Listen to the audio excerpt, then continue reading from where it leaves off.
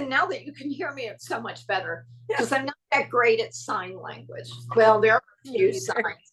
There are a few signs that I'm good at.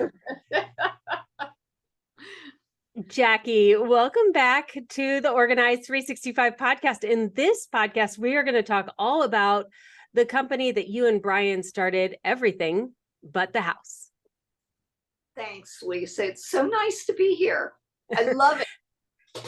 So I mentioned in the last podcast that we had met early in the Organized 365 years when I was doing in-home professional organizing, and I had read online that Everything But the House was hiring professional organizers to organize in different houses, and it was headquartered here in Cincinnati, and you were a female business owner. It was like all of the things that I wanted to hear about. So we had lunch back then, and at that time, that'd been like 2012, 2013. Everything But the House would have been about maybe 6-7 years old. Okay. Yep, just a baby. So you mentioned how you had a tag sale and you met Brian at the tag sale, and then you guys decided to start Everything But the House and partner his operational skills with your marketing and visionary skills. Why don't you tell us about those first 7 years and what it was like when I actually met you the first time? Well, it's funny because when I met Brian, and we talked about putting estate sales online, and he was the tech guru on this, not myself. The biggest thing was the first thing we had to figure out was to replace his 6-figure income. He had a stay-at-home wife, 3 kids under 7 years old. And so we had this business plan because, our very first online sale was just $10,000. And we were so excited that we took our spouses to dinner. Now, absolutely crazy now when we think of, we've done $1 million sales. But it was just this nugget that we were starting to think about. And so, it was immediately adopted by people. They could see the tremendous difference in pricing that we were getting and marketing and visibility we were giving them. And the higher the value of the family inventory, the more they wanted this world reach, this global reach. Because let's face it, we have bidders in every state in 126 countries. And I don't care if it's, we just did a Chinese base last year for $407,000. And it went back home to China. It had been brought over here after World War II by a service member as something for his mom. Ended up in this little tiny farmhouse in Indiana. And the guy had no idea. We went to clean out his mom's house and we're like, oh, this is nice. He goes, yeah, my dad brought that home for my mom after World War II. $407,000. Oh my gosh. So, very quickly we became adopted. We became, we replaced his income easily. We just continually outgrew ourselves. And we still do that today. The need is deeper and deeper because think about it. When I was young, none of the older generation ever moved out of their house. They didn't downsize. People stayed in their house till they passed. So now every year I've got a generation who's one passing away, and then I've got a generation 2 who's downsizing for a better senior lifestyle. And then I have that group of people who are just get rid of his stuff because they're tired of it and they're buying new. So, the event-driven opportunities have gotten much broader for this industry. And then I have people who make their living by going out and going to thrift stores, garage sales, flea markets, and they make their living by selling stuff online because they, don't like the typical 9-to-5 thing. They, it's just a choice for them. So they are a group of clients with us as well now. So, the first iteration of this company was we went in the house, we photographed everything there, and then the clients came and picked it up there. We weren't handling it. Well, the problem with that was the guy who drove on the lawn with his truck to pick up the piece of furniture, or the 2 82-year-olds that came to buy a bed upstairs and scraped it all the way down the wall across the hardwood floor. So, and in some neighborhoods where they're more private, they didn't want 120 cars coming to pick up their stuff in one day. So as positive as the business model was, there was a negative side to it that we, within 6 years, thought, if we picked everything up from the house and had a facility and sold it, that would remove all the cost to do people's lawns, redo their hardwood floors, paint their walls. But that replaced cost again. So here's what I tell everybody. As an entrepreneur, that first pure business model is probably the least costly you're going to run, because it's usually off the kitchen table, Yep. it's out of your car, and then you grow a little bit, you have to add some staff, and then you have to add some insurance, and then you have to add some, so now I'm up to like 364 employees, 300,000 square feet, full benefits, education packages. I mean, the whole enchilada. So Okay, the so go if ahead. we go all the way back to that first 6 years, because I remember when I met with you, you were hiring, you had not quite brought everything back to Cincinnati yet. You were still No, we were still doing in everything in people's houses. Yep. You were hiring professional organizers also to help catalog, but then and correct me if I'm wrong, but I remember at that time when I was on the Everything But the House website, it was like, when you were done, it would be broom swept. Like, you would do the sale, Yes. and then also you would handle all of the donations. And so the house would be ready to put on the market because everything would be done when you were done. That was that iteration of the business. And it was lovely, but we were not profitable. And that's what I wanted you to say, because I remember having the breakfast with you. I said, so what about the paper? And you're like, what paper? And I was like, the file cabinets of paper. You're like, we don't do paper. I'm like, you do everything but the house and the paper. And I think that, so I stuck with that. I was like, okay, good. She's not going to do the paper. I can take off with the paper, which obviously I have. But I think why this part of the conversation is important is because your business model has grown and changed. My business model has grown and changed. And it's not because we didn't have a good idea to begin with. We both had ideas that were too big for one company to solve.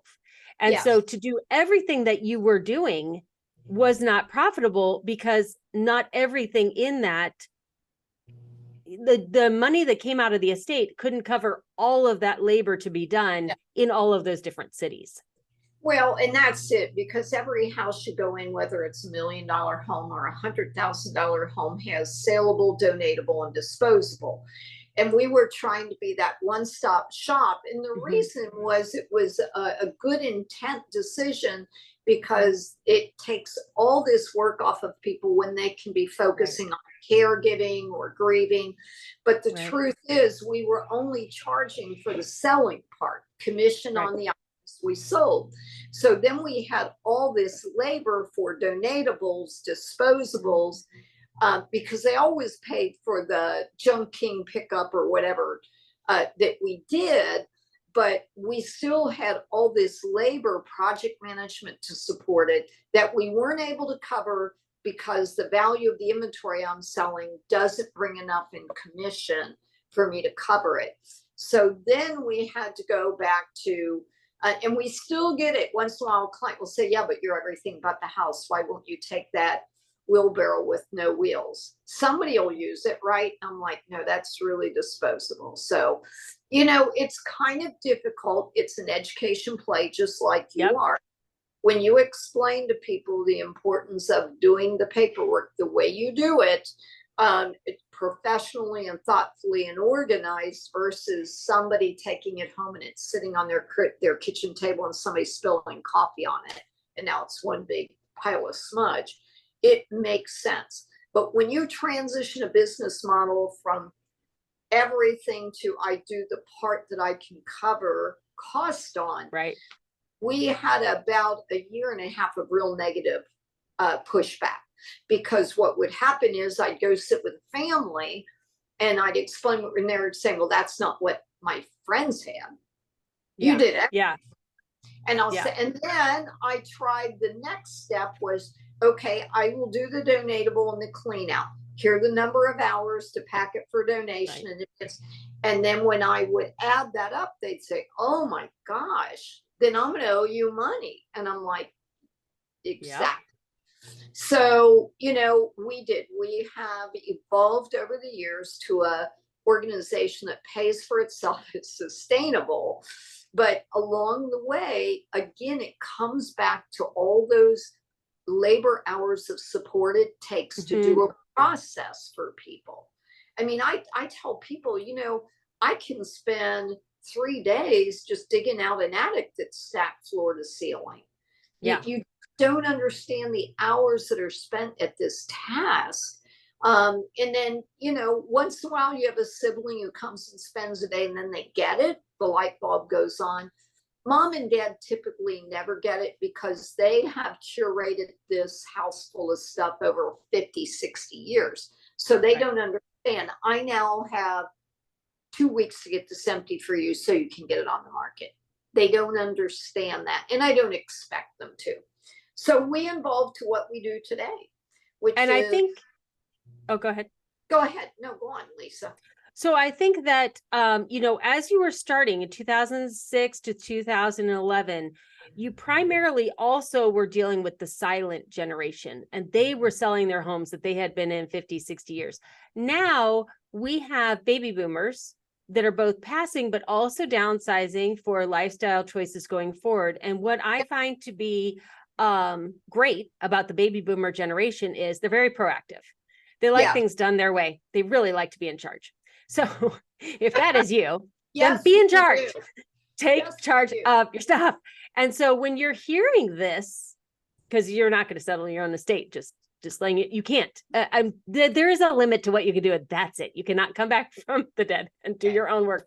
So, make some of the hard choices now and be in charge of it, and get people to come in and clean it out for you, or do it a little bit over time.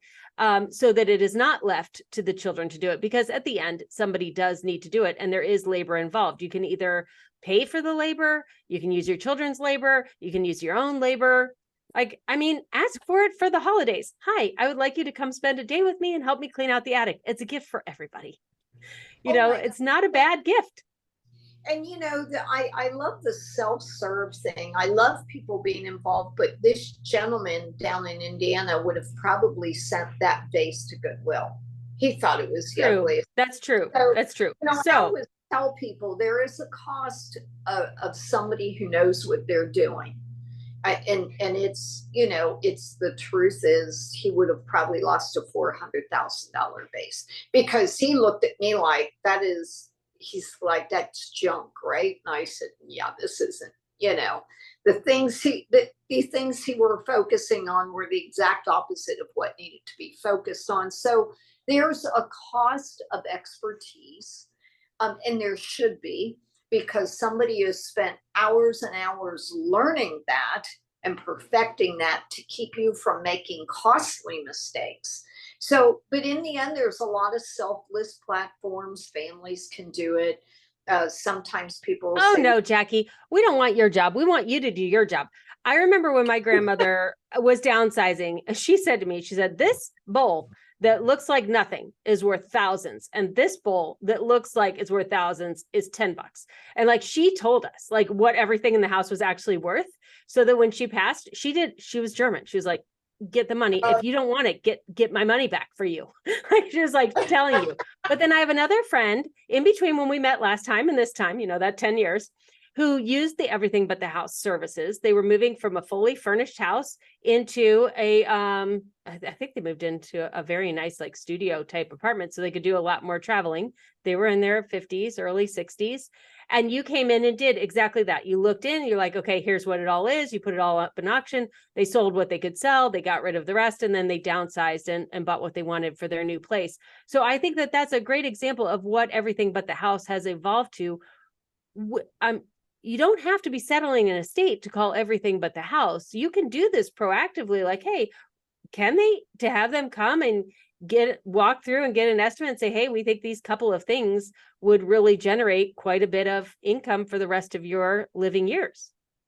And people do that all the time. They come up with a medical expense, or they call me and say, I have a first edition book collection. We've decided to sell that and go on this big vacation we've always wanted. A lot of people will sell stuff to help with college expenses. They have a payment from mom and dad. Sorry. They have a painting that mom and dad gave them. They kept it. They don't really like it, but they know it's worth something. And now Right. they're looking at college tuition and they're like, is it really worth that? And, here's the other thing. A lot of times people think the longer you hold something, the more valuable it gets. That's absolutely not true. Everything from Babe Ruth to the Lone Ranger has a cycle in which people actually want it. The people who remember the Lone Ranger, most of them are gone now. So where a Lone Ranger cap gun, when I started in this business 35 years ago, was $500-600, it's $35 now. It's the toy collector now, not the Lone Ranger fan. So everything has a life cycle. And if you hold too long, you've lost your opportunity to sell that. So it's like everything's market driven. So when you have a Joe Burrow signed card, sell it now while Joe Burrows is hot, because I promise you, last year I was selling his signature for 3,000-4,000. In another 5 years, it will be 300-400, because he will no longer be at the top of his game. So I always Jackie, do you have to say that on a podcast?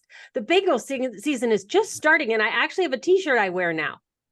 And I love Joe Burrows. I am like a fan of him. I think he is adorable, and I think he's marvelous. But Joe probably knows this as much as I.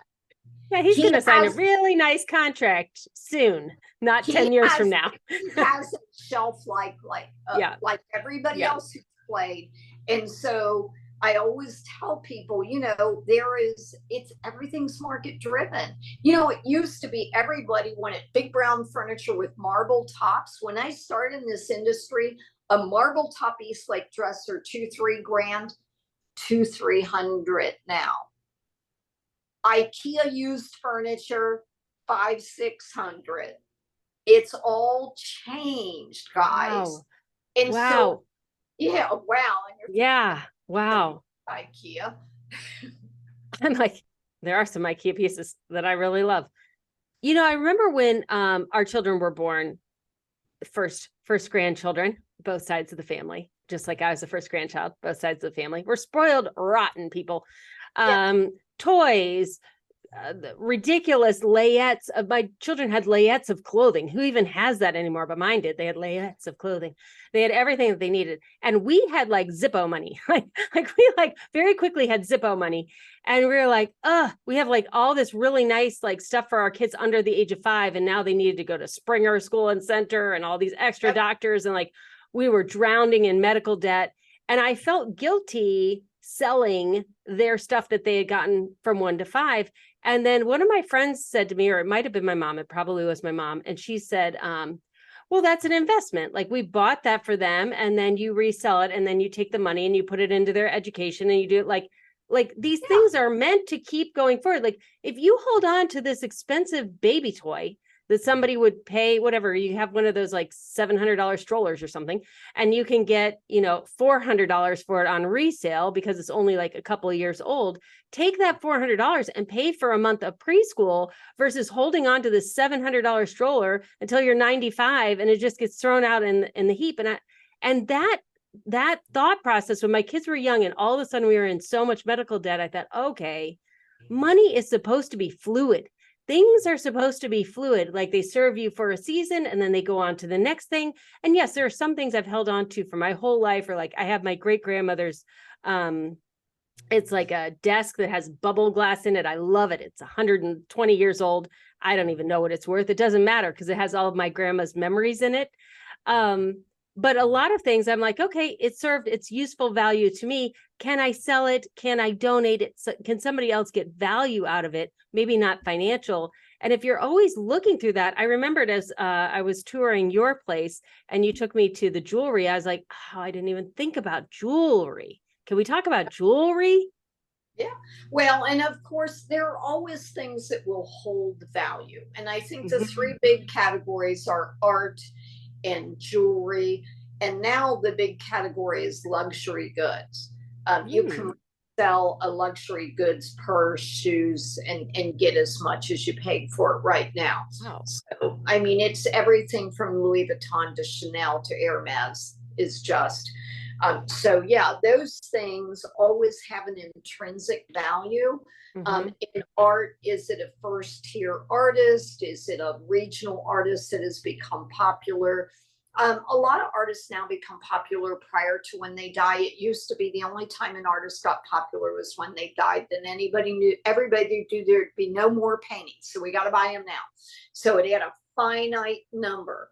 So yeah, there are a lot of things that hold value and almost always return what you paid for them.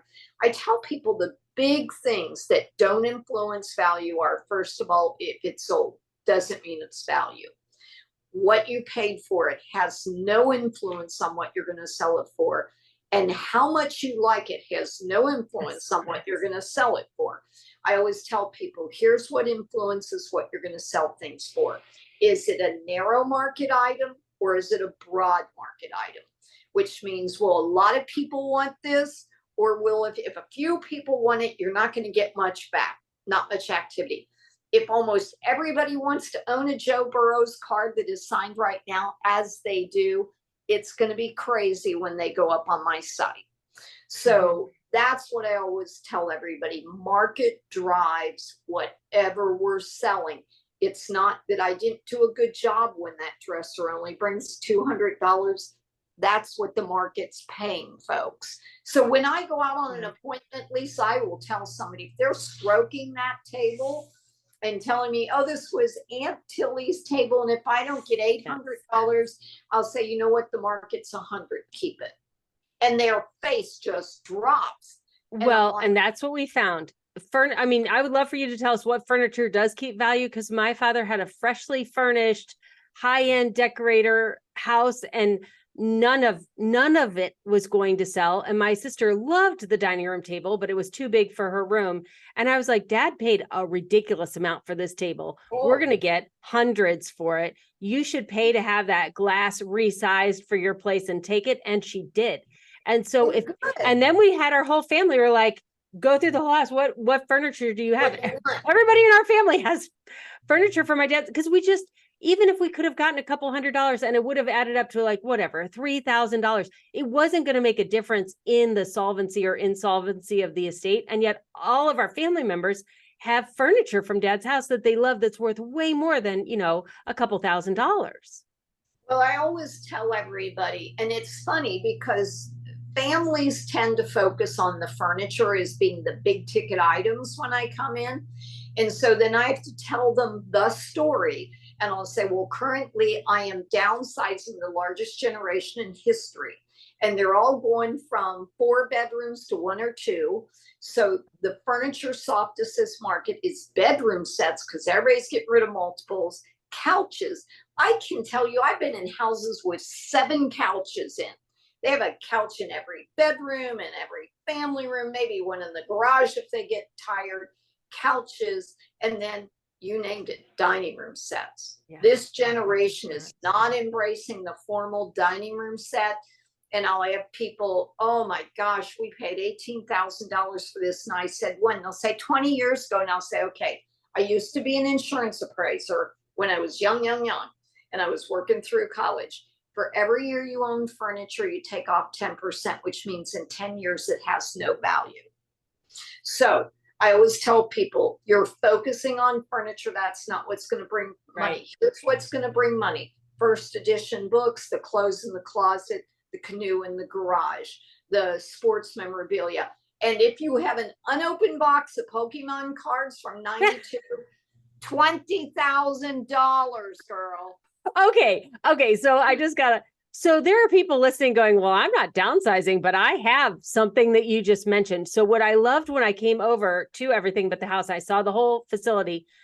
You don't have to come out to like a New York estate to settle everything. Like if somebody's like, oh, geez, I haven't worn real jewelry in, 20 years. I never want to, but I would love to travel around the world and go to Australia. Yeah. They can send the jewelry to you and you will send them money, right? Yes, we send them a prepaid mailing envelope and it's high value insured. They send it in, we send them a check. It goes up on the platform. Generally, it's sold through within 30 days. So that's the other thing, because we sell about 35, 40,000 items a month. Uh, in relationship to us, most large auction houses do that in a year. So because of the volume we do, generally we will have items in here and sold through in 30, 60, 90 days tops. If it's a specialty sale, which needs a lot of authentication and research, but it's really quick to be able to get money returned. And if I go into a home and they tell me, you know, we have a medical bill due, I'll get it in here tomorrow and get it through in a week for them. Because in the end, I mean, Brian and our hearts are still to be advocates for families. Some people are just selling stuff to go on vacation. Some people are selling stuff to pay a medical bill. And so we meet each client on the field that they're on to help them accomplish what they need to accomplish. Yeah, I know. I mean, in 2008, I know Greg and I both took our gold class rings, and we sold them for the gold value in order to keep the kids in school. Like, yeah, well, we did. And think about it. My class ring was sitting in my dresser drawer, and I was never going to wear it again. Right. I mean, so I always tell everybody there are just some things that are important to us for a certain period, but now it's not. So to me, to be able to sell those and put it towards education makes much more sense than them sitting in a dresser drawer, Lisa. Some people can't get there emotionally, and you know that. You've worked with them, I've worked with them. And they will, here's the biggest sin in America today. People will actually, because they emotionally cannot let go of things, will pay to store them, even though they're never interacting with them. And they're creating a diminishing return on any value in their month after month after month. Generally, their kids are the ones who find they have a storage locker when we're emptying the house. And we go and empty it. And by then, either there's been so much degradation because it wasn't stored properly, or the mice have moved in. I hate to tell you folks, but there are mice all over the world, and they'll find paper when they can find it. But storing something you're not going to enjoy is creating a diminishing return financially. The only person that loves that is the person that owns the storage facility. Right. So I tell every family when I go and look, I want everybody to keep what they want here, but I want you to take it home and live with it. And when you see that vase, you think of grandma, or you see that chair, you think of mom. Please don't put stuff in your attic and basement. It makes no sense. It serves no purpose. And that's hard for you depending on your emotional barometer. Right, right. So to close out, let's say somebody is like, okay, what are the services that Everything But the House offers, and how would we avail ourselves of those opportunities either now or in the future? So I always tell everybody, we do a free consultation. We do everything from partial downsizing to single item sale to full liquidations and estates. And it's just a call, or go to EBTH.com, fill out a quick form. It takes 30 seconds. Our goal is always to call you back within 24 hours in peak season, which is when all the houses are on the market from April to September. It may be 48. And if you get antsy, there's an 800 number on the site, EBTH.com, that you can call.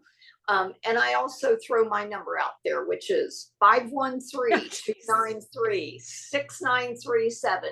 I never want anybody to say they. Oh my gosh, everybody's going to text you, Jackie. And I could care less. So fun. You're so fun. I mean, it's just, I feel so sorry when I run into somebody and they say, oh, I wish I'd known about your service. Yeah. We had a guy who we paid to clean out the house. He said it was all stuff. And I said, you know, here's my thing, guys. I can sell a mixer for almost, a KitchenAid mixer for almost retail right now on my site. So don't think that it doesn't have value. It may not be valuable, but it will add up to a nice check to do something in your life with. And you're in Cincinnati, but your service is all over the United States. Is that correct? No. I just got back from New York last night. I know. I'm always like, Jackie, you're like, I'm here. I'm in Nashville. I'm here. Yeah. So she's always somewhere. We have crews that specialize in traveling all over the United States. I always tell people when I have one out of market, the first step will be sending me pictures of the project to make sure the logistics to handle it will offset the cost of doing it. But, absolutely. The only place I haven't done is Alaska and Hawaii. I knew you were going to say that. I almost did one in Alaska, big coin collection, but coming across the border, there was such a cost issue for the family, and that so there are some things that don't make sense. But if you wanted to mail it in, it probably would have been okay. So yeah, I actually was asked to do a castle in France, had to pass on that. Just the logistics of getting the stuff back on the boat. So minus a castle in France, definitely contact Everything But the House. Jackie, I am so glad that we have reconnected, and it is reassuring to me to hear how much Everything But the House has changed, and then to hear your origin story from the tag sale. I often will feel guilty, and sometimes Organized 365 clients will say, Lisa, why are you changing again? Like, why do you have to change it? It's perfect just how it is. Like, the company is perfect just how it is. And, the world is changing and growing and evolving, and we're not changing anything. Don't have heart failure. Everybody's like, no, what is she changing? I'm changing nothing right now. But if you are following someone like Jackie or someone like myself, and you've been watching us for years and years and years, and you're like, why are they making changes? Because you have to, because you find out some things as a business make more sense. And as a homeowner or a friend or a family member, yeah, you can invest more time without a financial reward. But it's hard to do that in business and then pay for people's benefits. So you have to kind of figure that out. Unlike the government, we have to be profitable. We don't have a printing press here. Wish we did. Oh my goodness. Just saying, you can edit all this stuff. You can. Oh no, I'm not. I never edit anything. What are we on? Like episode 1,000 something. We don't. I don't have time to edit things, Jackie. Okay, Joe Brewer, I really do love you, even though I know you're going to age out. No. He's smart. He's going to get his good contract in the next couple of years, and then he will be good to go. Yeah, everybody knows I'm like not even into sports, but now because we went to the Super Bowl, I have like a Bengals shirt. I wear it on Sundays. I sit next to Greg while he watches the game. And you do work. Of course. I'm doing work or something. I'm studying for my PhD. Thanks for this opportunity. Any question, anytime, I'm there. Oh, Jackie, thank you so much. I'm sure we will have you back on again in the future, because as you and I have been talking offline, there's a need for more education and more candid conversations about what happens in your 50s, 60s, and 70s, especially as a woman in caregiving. There's so much focus on your 20s, 30s, and menopause. And then it's like, no more information for women for the rest of your life. Well, who's going to talk about it if we don't talk about it? And we should. Yeah, we should. Jackie, thank you so much for joining us on the podcast. It's called Everything But the House, and the URL is ebth.com. Thanks. Bye.